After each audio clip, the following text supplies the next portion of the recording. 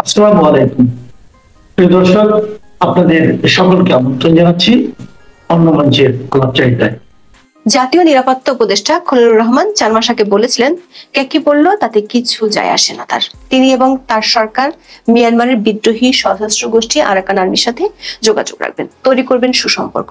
কিন্তু এখন বাস্তবতা হলো আরাকান আর্মি শুধু ইউনূস সরকার নয়, বাংলাদেশের জন্য মূর্তিমান আতঙ্কে পরিণত হয়েছে। সেনাবাহিনীর দ্বিমত থাকা সত্ত্বেও সরকার উচ্চ পর্যায় থেকে আরাকান আর্মিকে বাংলাদেশের সীমান্ত ব্যবহারের সুযোগ করে দেওয়া হয়েছিল। বাংলাদেশের ভেতরে ঢুকে জলকেলি উৎসবও করার সুযোগ পেয়েছিল। কিন্তু সেই আরাকান আর্মি প্রতিদিনই ধরে নিয়ে যাচ্ছে বাংলাদেশি জেলেদের। তাদের অপহরণ আর চাঁদাবাজির কারণে মিয়ানমারের সাথে নৌপথে বাণিজ্য বন্ধ হয়ে গেছে। আর সরকারের নমনীয়তার সুযোগ নিয়ে অবাধে চালাচ্ছে মাদক বাণিজ্য। বিনিময় চোরাই পথে বাংলাদেশ থেকে নিয়ে যাচ্ছে পণ্য। রাখাইন থেকে রোহিঙ্গাদেরকে নির্যাতন করে বাংলাদেশে অনবরত পাঠাচ্ছে। প্রশ্ন উঠেছে, জাতীয় নিরাপত্তা উপদেষ্টার আরাকান আর্মি প্রীতি কাদেরকে নিরাপত্তা দিচ্ছে? আবার বাংলাদেশের দক্ষিণ পূর্ব সীমান্ত যখন এমন অরক্ষিত, তখন অন্তর্বর্তী সরকার আন্তর্জাতিক অঙ্গনে এক দূরবর্তী যুদ্ধক্ষেত্র রাশিয়া ইউক্রেনের বাফার জোনে শান্তিরক্ষী পাঠানোর আগ্রহ প্রকাশ করেছে। নিজ সীমান্তের সমস্যা মোকাবেলা না করে দূর দেশের মিশনে কেন এত আগ্রহ? বিস্তারিত জানতে চলুন যাওয়া যাক বিশ্লেষণ। কক্সবাজারের টেকনাফ থেকে সেন্ট মার্টিন পর্যন্ত নাফ নদী ও বঙ্গোপসাগরের বিভিন্ন পয়েন্টে এখন এক চাপা আতঙ্ক। বাংলাদেশের জেলেরা সাগরে মাছ ধরতে যেতে ভয় পাচ্ছেন, কারণ মিয়ানমারের সশস্ত্র বিদ্রোহী গোষ্ঠী আরাকান আর্মির হাতে একের পর এক অপহৃত হচ্ছেন তারা। সাম্প্রতিক একটি ঘটনার ভিডিও আমাদের হাতে এসেছে। গত 10 সেপ্টেম্বর মাত্র একদিনই 5টি মাছ ধরার ট্রলার সহ 40 জন জেলেকে আটক করা হয়েছে বলে গ্লোবাল আরাকান নেটওয়ার্ক বা জিএনএন জানিয়েছে। জিএনএন এর তথ্য অনুযায়ী এই 40 জন জেলেকে আরাকান কোস্টগার্ডের কাছে হস্তান্তরের কথা বলা হয়েছে, যাতে আরাকানের আইন অনুযায়ী তাদের বিরুদ্ধে ব্যবস্থা নেওয়া যায়। বাংলাদেশের গণমাধ্যমগুলোর খবরে বলা হয়েছে, টেকনাফের সেন্ট মার্টিনের পূর্ব দক্ষিণ সাগরে মাছ ধরতে গিয়ে এই 40 জেলে অপহৃত হন। এর মধ্যে 17 জন কৌশলে পালিয়ে ফিরে আসতে পেরেছেন। কিন্তু এটি বিচ্ছিন্ন কোনো ঘটনা নয়। গত বছরের ডিসেম্বর থেকে নাফ নদী আর বঙ্গোপসাগরে বাংলাদেশের সীমান্তে চলছে আরাকান আর্মির দৌরাত্ম্য। 10 সেপ্টেম্বর পর্যন্ত নাফ নদী ও বঙ্গোপসাগরের বিভিন্ন পয়েন্ট থেকে আরাকান আর্মি ধরে নিয়ে গেছে মোট 325 জন বাংলাদেশি জেলেকে। এর মধ্যে বাংলাদেশের প্রশাসন 189 জন জেলে এবং 27টি নৌযান ফেরত আনতে পেরেছে। বাকিদের ভাগ্যে কি ঘটেছে তা এখনো অনিশ্চিত। স্থানীয় জেলেরা বলছেন, তাদের জীবন জীবিকার মূল উৎস নাফ নদীতে মাছ ধরা, কিন্তু আরাকান আর্মির ভয়ে তারা এখন মাছ শিকারে যেতে পারছেন না। গত 1 মাসে প্রায় 100 জেলে নিখোঁজ হয়েছেন বলে স্থানীয় বোট মালিক ও মাছ ব্যবসায়ীরা অভিযোগ করেছেন। একজন জেলে আব্দুর রহমান, যিনি ফেব্রুয়ারিতে আরাকান আর্মির হাতে আটক হয়েছিলেন, তিনি জানান যে তাদেরকে হাত পা বেঁধে মিয়ানমারের আস্তানায় 7 দিন আটকে রাখা হয়েছিল। তার মতো অনেক পরিবারই জানে না তাদের নিখোঁজ স্বজনেরা কবে ফিরবেন বা আদৌ ফিরতে পারবেন কিনা। প্রশ্ন হলো, বাংলাদেশ সীমান্তে আরাকান আর্মির এই দূরত্ব বাড়ছে কেন? আরাকান আর্মি মিয়ানমারের একটি সশস্ত্র বিদ্রোহী গোষ্ঠী, যাকে বলে নন স্টেট অ্যাক্টর। সূত্রগুলো বলছে, নন স্টেট অ্যাক্টর হওয়া সত্ত্বেও তাদের সাথে সুসম্পর্ক গড়ে তোলার জন্য সেনাবাহিনীর আপত্তি শোনেননি অধ্যাপক ইউনূসের জাতীয় নিরাপত্তা উপদেষ্টা খলিলুর রহমান। 2025 সালের 6 মে তিনি প্রকাশ্যে বলেছিলেন, সীমান্তের ওপরে যেই থাকবে তার সঙ্গে যোগাযোগ রাখবে বাংলাদেশ। কে কি বললো যায় আসে না। তার এমন বক্তব্যের আগে থেকে সরকার উচ্চ পর্যায়ে আরাকান আর্মিকে বাংলাদেশ সীমান্তের ওপেন চেক দেওয়া হয়েছিল। 16 ও 17 এপ্রিল বান্দরবানের থানচির রেমাক্রি ইউনিয়নের ঝিরিমুখ এলাকায় নির্বিঘ্নে ঢুকে জলকেলি উৎসব করে গেছে আরাকান আর্মির সদস্যরা। এ সময় অনুষ্ঠানে বিজিবি সদস্যদেরও নির্বিকার থাকতে দেখা গিয়েছিল। উৎসব শেষে আরাকান আর্মির সদস্যরা সামাজিক মাধ্যমে এটি আবার শেয়ার করে। আরাকান আর্মি ও তাদের রাজনৈতিক শাখা ইউনাইটেড লিগ অফ আরাকান বা ইউএল এর অর্থায়ন ও তত্ত্বাবধানে আরাকান ওয়াটার ফেস্টিভ্যাল নামে এই অনুষ্ঠানের আয়োজন করা হয়। তখন সীমান্তে বাংলাদেশের নিরাপত্তা নিয়ে প্রশ্ন উঠেছিল, কিন্তু সরকারের পক্ষ থেকে কোনো উচ্চ বাচ্চুই করা হয়নি। তার 20 দিনের মাথায় দেয়া জাতীয় নিরাপত্তা উপদেষ্টার বক্তব্য থেকে পরিষ্কার হয়ে গিয়েছিল, আরাকান আর্মির দৌরাত্ম্যে সরকার উচ্চ পর্যায়ে সায় আছে। একই সময় রাখাইনে মানবিক করিডোর নিয়ে বিতর্কের জন্ম দিয়েছিলেন জাতীয় নিরাপত্তা উপদেষ্টা। কিন্তু সেনাবাহিনীর আপত্তিতে শেষ পর্যন্ত সেই পরিকল্পনা থেকে সরে আসতে বাধ্য হয় সরকার। দর্শক, 2023 সালের শেষের দিকে আরাকান আর্মি মিয়ানমারের সামরিক জান্তার বিরুদ্ধে অপারেশন 1027 এর অংশ হিসেবে সমন্বিত হামলা শুরু করে। এই অভিযানে তারা অভাবনীয় সাফল্য পায়। গত বছরের ডিসেম্বরের মধ্যে রাখাইন রাজ্যে 17টি টাউনশিপের মধ্যে 14টির বেশি নিয়ন্ত্রণ প্রতিষ্ঠা করে। এই সামরিক সাফল্যের ফলে তারা বাংলাদেশের সঙ্গে 270 কিলোমিটার দীর্ঘ সীমান্তের প্রায় পুরোটাই নিজেদের দখলে নেয়। গত বছরের 8 ডিসেম্বর থেকে তারা নাফ নদীতে নৌ চলাচলে নিষেধাজ্ঞা দেয়। প্রশ্ন হলো, আরাকান আর্মি কেন বাংলাদেশি জেলেদের এভাবে ধরে নিয়ে যাচ্ছে?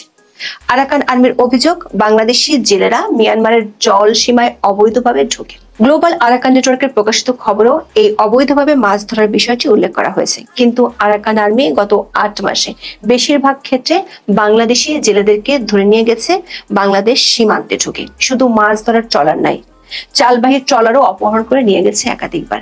এই অপহরণের মূল কারণ চাঁদা। মুক্তিপণ দেওয়ার পরই তারা ট্রলারগুলো ছেড়ে দিয়েছিল। তাছাড়া নৌকা পথে লাখ লাখ টাকার মাছ, জাল, খাবার ও অন্যান্য সরঞ্জাম দখল করাও তাদের একটি উদ্দেশ্য হতে পারে। তবে স্থানীয় লোকজন এবং বিশেষজ্ঞরা মনে করেন এর পেছনে প্রধান কারণ বাংলাদেশ সরকারের উপর চাপ সৃষ্টি করা। সূত্রগুলো বলছে, বাংলাদেশ সরকার একটি পক্ষের সাথে যতদিন মানবিক করিডোর আলোচনা চলছিল ততদিন কোনো সমস্যা হয়নি। এমনকি নির্বিঘ্নে মিয়ানমারের এই বিদ্রোহী গোষ্ঠীটি বাংলাদেশে মাদক পাচারও করছিল। বাংলাদেশের স্বরাষ্ট্র উপদেষ্টা জাহাঙ্গীর আলম চৌধুরী বলেছেন, আরাকান আর্মি মাদকের উপর বেঁচে আছে। মাদক বিক্রি তাদের আয়ের মূল উৎস। সীমান্ত সংশ্লিষ্ট সূত্রগুলো থেকে জানা গেছে, একটি চক্র অবৈধভাবে ইয়াবা, আইস সহ নানা ধরনের মাদকের বিনিময়ে আরাকান আর্মির কাছে আলু, চাল, ডাল, ভোজ্য তেল, ঔষধ, জ্বালানি, ইউরিয়া সার সহ 8-9 ধরনের সামগ্রী পৌঁছে দিচ্ছে। এটিকে এক ধরনের অবৈধ বিনিময় প্রথা বলা হচ্ছে। এই মাদক পাচার অবাধ করতে নৌপথ নির্বিঘ্ন রাখতে চায় আরাকান আর্মি, তাই বাংলাদেশি জেলেদের ধরে নিয়ে যাচ্ছে। মিয়ানমারের সামরিক জান্তার এক প্রতিবেদনে বলা হয়েছে, আরাকান আর্মি মিয়ানমারের জাতিগত সশস্ত্র গোষ্ঠীগুলোর কাছ থেকে মাদক ব্যবসার নিয়ন্ত্রণ হারিয়েছে এবং এটি তাদের অর্থের প্রধান উৎস। মিয়ানমার সরকার আরাকান আর্মিকে নার্কো টেররিস্ট হিসেবে চিহ্নিত করেছে। আরো একটি কারণ আছে, বাংলাদেশের রোহিঙ্গাদের সংগঠন আরএসও মিয়ানমারের জান্তা সরকার হয়ে আরাকান আর্মির বিরুদ্ধে যুদ্ধ করছে।